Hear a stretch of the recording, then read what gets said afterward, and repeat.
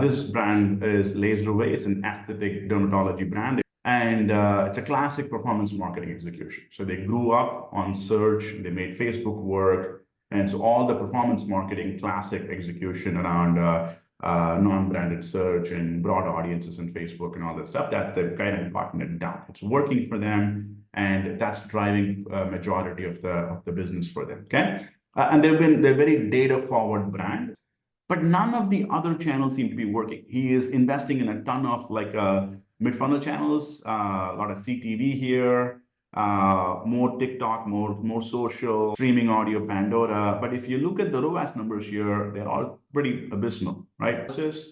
Clearly, upper and mid-funnel channels are not working. We built a media mix model. And now, when we look at the media mix modeling estimates, it looks like search is clearly working. They knew that, but the MMMs are confirming that search is still a pretty strong contributor, even though there is a fair amount of spread here working. Facebook's also working. The big find is CTV. So you can see here, CTV channels are very, almost as strong as Facebook and Google, even though the investment is much smaller, right? Okay, now taking this contribution estimates that MMM gave us and putting it back into the triangulation template, and then looking at the ROAS from a MMM perspective. Now, if you look at the search one, search is actually weaker according to MMM. It was not 2.6, it's 2.3. So from an investment perspective, they're probably a little bit over allocated. And why this is important is because more than half the budgets are in search. So if you're going to cut, let's say 20-30% of search budgets, it's going to fund a lot of mid-funnel, right? So there is an opportunity to actually allocate away from search. Okay, all right.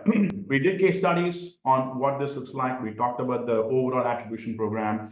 Now what I'm going to do is I'm going to have Paul, who's in class, walk us through, it's going to be a Q&A with Paul and his experience doing advanced attribution. Which channel do you have faith in? You picked Pandora, right? You said that probably is the one channel I would test.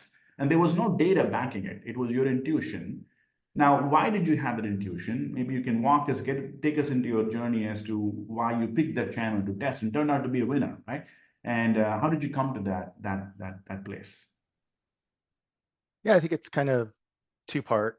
Obviously it's an audio channel, so you're not going to have any real last touch attribution. It's going to be mostly platform reported, which most people take with a grain of salt. But then there's also the other side of actual behavioral things. So typically when I'm thinking about a channel, I think about how I personally interact with it, what's my experience with it, and kind of walk backwards to try to come to a logical conclusion about the effectiveness.